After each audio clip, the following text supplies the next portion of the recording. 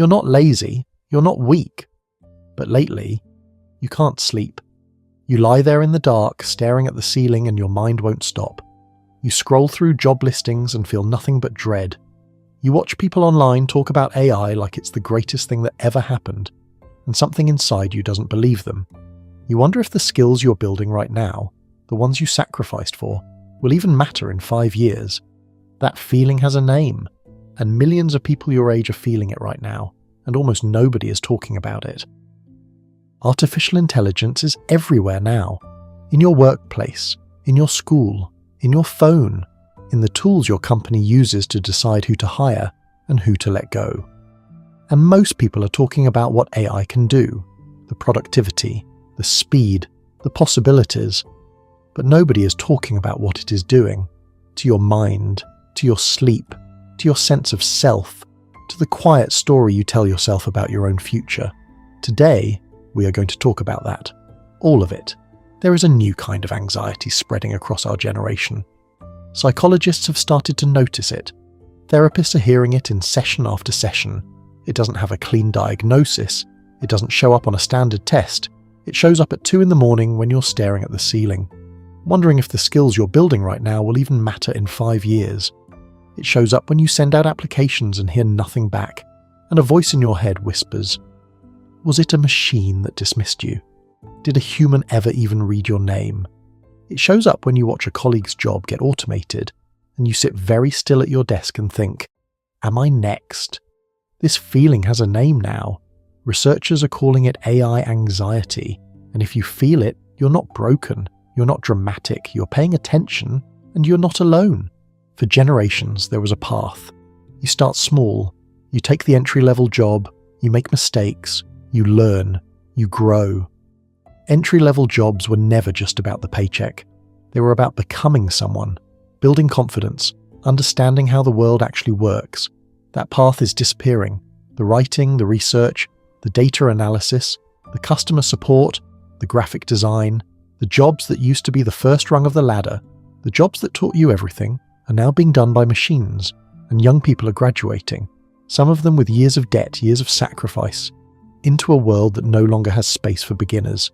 Stay with me, because this next part is important. One economist put it plainly: AI excels at exactly the tasks that new graduates are hired to do. Read that again.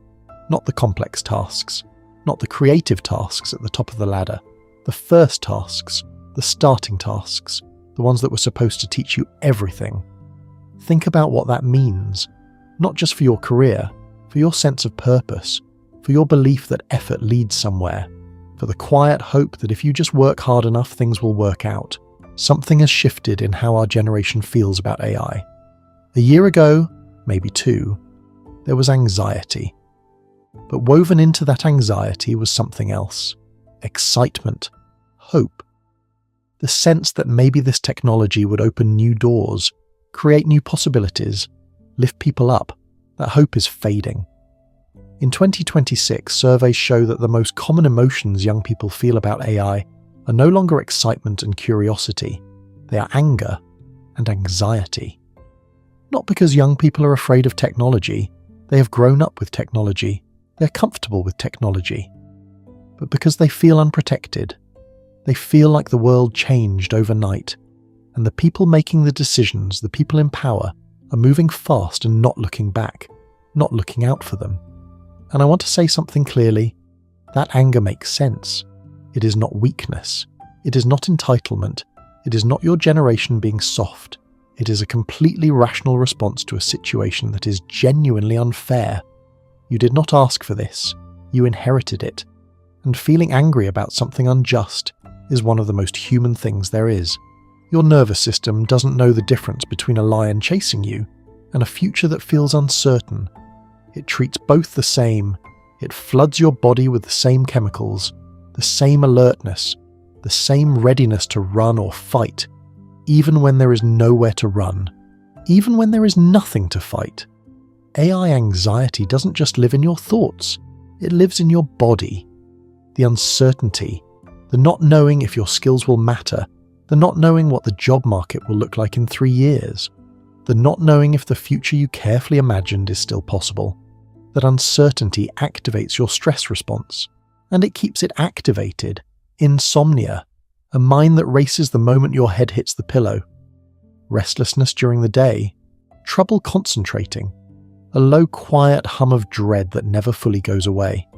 You might have blamed yourself for this, told yourself you just need to be more productive, more disciplined, more positive.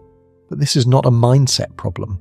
This is your body responding intelligently to a threat it cannot see and cannot name, and that response is exhausting. There is one more thing making this harder. You're watching other people, online, on social media, talk about AI like it is the greatest opportunity of their lifetime.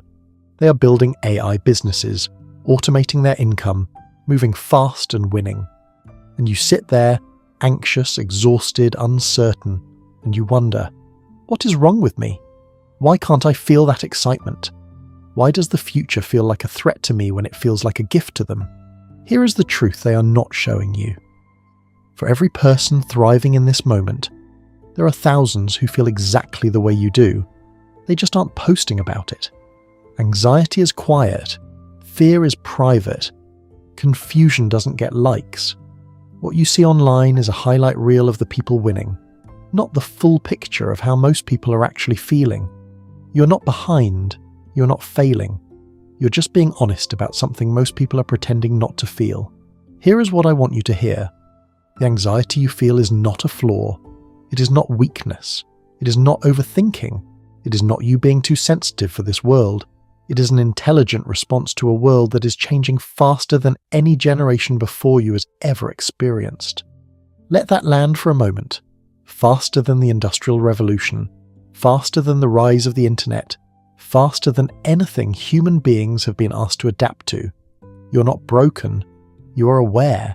And awareness, even when it hurts, especially when it hurts, is always the beginning of something. The people who will navigate this new world best are not the ones who pretend everything is fine. They are the ones who looked clearly at what was happening, felt the fear, sat with it, and kept going anyway. Not because the fear went away, but because they decided the fear did not get to be the last word. Nobody can promise you that the future will be easy. I won't insult your intelligence by telling you everything is going to be fine, but here is what I know. Every generation has faced a moment where the world changed in ways that felt impossible to survive. The people who came before you faced moments just as frightening, just as uncertain, just as unfair. And every generation, the ones who stayed present, who kept building, who refused to let fear be the last word, found their way through, not perfectly, not without pain, but through. You will too. Be gentle with yourself. The fear you carry is real. The anger you feel is valid. The exhaustion is earned. But none of it gets to decide your story. Only you get to do that. I'm glad you're here. I'll see you next time.